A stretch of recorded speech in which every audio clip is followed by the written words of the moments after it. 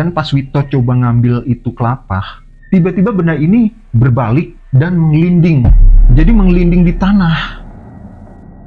Wito terbelalak saat dia ngeliat benda yang seperti kelapa itu tadi. Halo semuanya, selamat datang di Belek Story. Terima kasih kalian udah klik video ini. Seperti biasa, setiap hari Rabu dan Sabtu aku akan berbagi kisah dan cerita horor yang aku dapat dari narasumber untuk menemani istirahat malam kalian. Pada malam hari ini aku akan menceritakan tentang sosok hantu yang bernama Glundung Plecek. Dan nggak usah berlama-lama lagi, mari kita mulai ceritanya.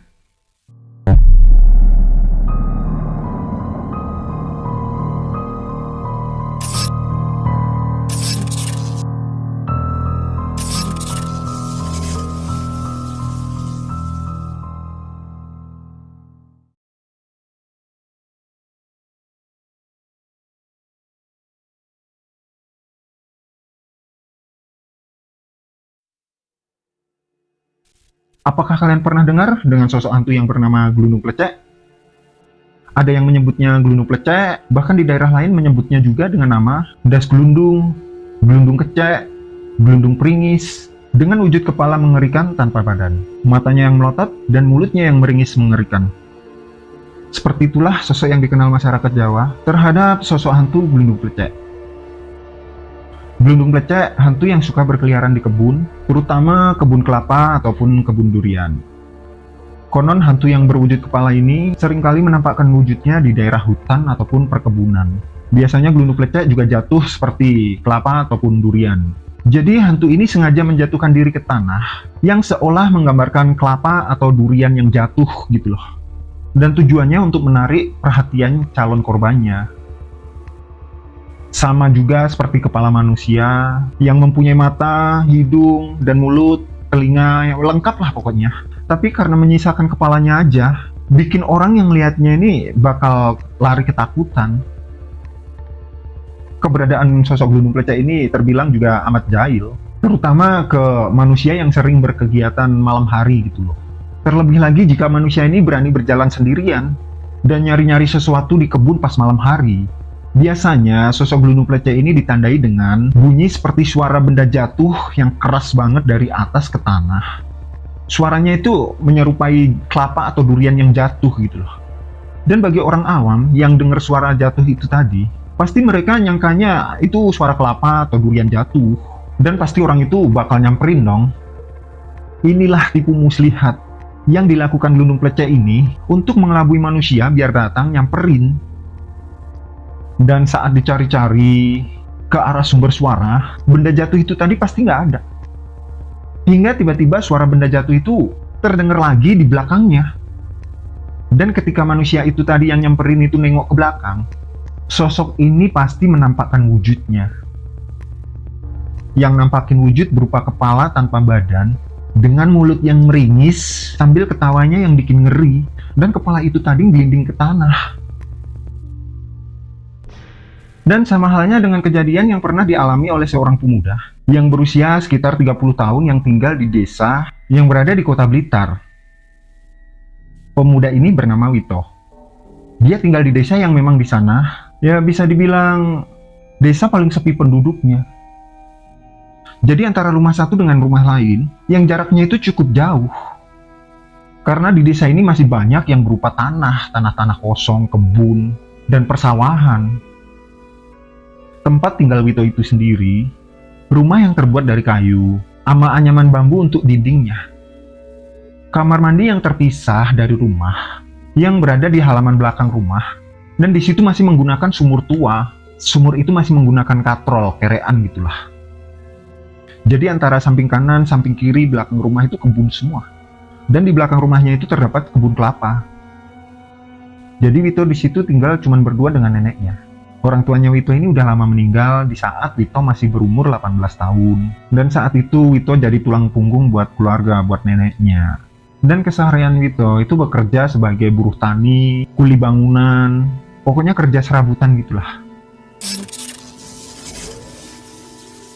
Suatu malam saat Wito ini tidur di kamar di rumahnya, dia cerita dia dengar suara dari kejauhan, samar-samar kayak suara orang ketawa. Tapi katanya Wito, ketawanya ini ngeri banget. Sampai bikin bulu tengkuknya Wito ini merinding hebat. Awalnya dia sih takut. Cuman akhirnya dia ngabain aja, diabaikan itu sama Wito. Dan di situ Wito tidur dengan posisi miring sambil nutupin telinganya pakai bantal gitulah. Dan pas tengah malam, tiba-tiba Wito ini kebangun. Dia kebangun karena dia berasa kebelet pipis. Karena di desa ini kan hawanya kayak dingin banget gitulah. Dia bangun, langsung bergegas ke kamar mandi belakang, di belakang rumah. Dan saat dia baru masuk kamar mandi, tiba-tiba dia dengar dari belakang kamar mandi itu kayak suara benda jatuh kenceng banget. Suara kayak kelapa jatuh ke tanah gitulah.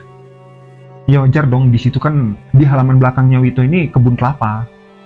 Jadi dia cuman berpikir positif aja, gak ada perasaan aneh-aneh soal benda jatuh itu tadi. Tapi gak lama setelah terdengar suara benda jatuh itu tadi, dia dengar suara orang ketawa sama seperti sebelumnya yang pernah dia dengar. Di situ dia langsung lari masuk rumah dengan perasaan takut.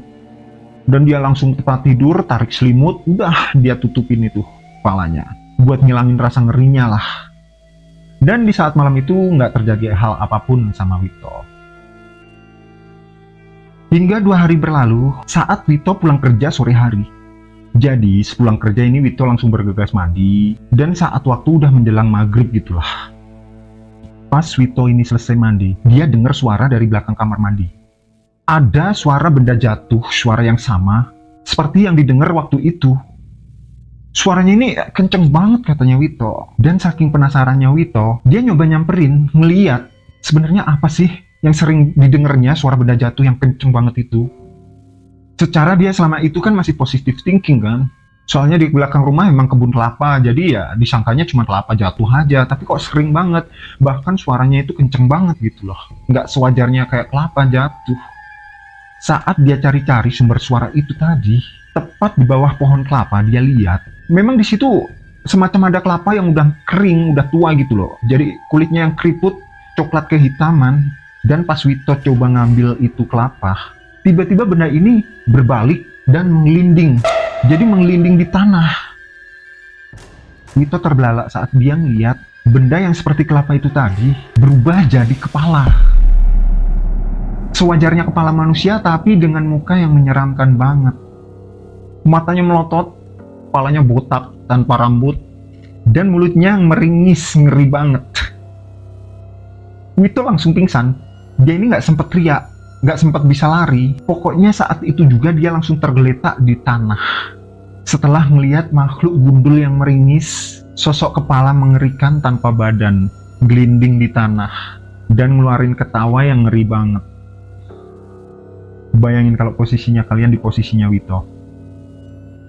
Untungnya saat kejadian itu, neneknya Wito ini pas ke belakang. Beliau mau nyuci piring di sumur. Terus beliau ngeliat cucunya terbaring di tanah di bawah pohon kelapa. Langsung beliau samperin. Dan berkali-kali di situ beliau menyadarin Wito, berusaha nyadarin. Hingga akhirnya Wito ini sadar.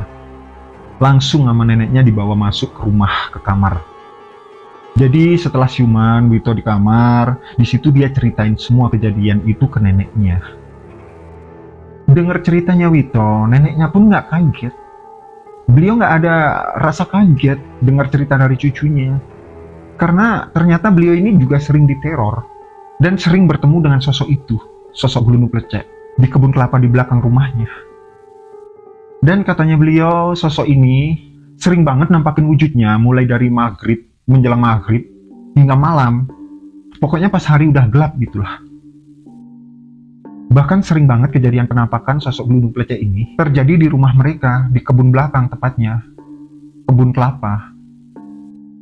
Sampai beliau ini hafal, setiap kali ada benda jatuh, seperti kelapa yang jatuh, beliau langsung bergegas pergi tuh, menjauh dan masuk rumah. Karena beliau udah paham, karena pasti ditandain dengan suara benda jatuh dari atas ke tanah seperti suara kelapa jatuh. Jadi begitu ceritanya dari Wito, teror yang pernah dialami oleh dia dan neneknya. Ngeri banget ya kalau dibayangin, kalau tiap hari diteror kayak gitu, ada suara benda jatuh seperti kelapa, begitu kita samperin ternyata berubah jadi sosok kepala yang ngeri banget. Kalau aku sih pasti nggak sanggup tinggal kayak di daerah macam gitu. Jadi itulah pengalaman dari Wito yang berada di Blitar. Dia bilang, memang sering dia dengar cerita hantu kepala yang disebut Lundung Plecek ini. Cuma baru kali itu, dia ngeliat sendiri dan ngalamin sendiri, bertemu langsung dengan sosok mengerikan itu. Dan dia juga nggak berharap ketemu untuk kedua kalinya dengan sosok kepala tanpa badan yang memang mengerikan banget itu. Dan untungnya semenjak kejadian itu, Wito jadi lebih taat beribadah. Dia mulai rajin sholat, rajin ngaji tiap malam, baca-baca surat dan ayat-ayat Al-Quran. Alhamdulillah ya.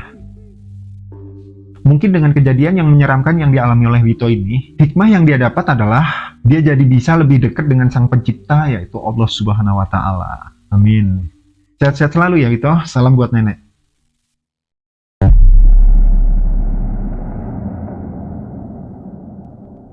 Itu tadi cerita tentang hantu kepala yang bernama Glundung Plecek dan pengalaman horor yang dibagikan oleh Wito dari Kota Blitar yang pernah ngeliat dan bertemu langsung dengan sosok itu. Kalau banyak kekurangan di videonya, aku minta maaf ya. Tulis kritik dan saran kalian di kolom komentar agar video kedepannya bisa jauh lebih baik lagi dan channel ini makin berkembang. Like jika kalian suka dengan videonya, tekan tombol subscribe buat kalian yang belum subscribe ya. Selamat malam, selamat beristirahat, sampai ketemu di video selanjutnya. Terima kasih.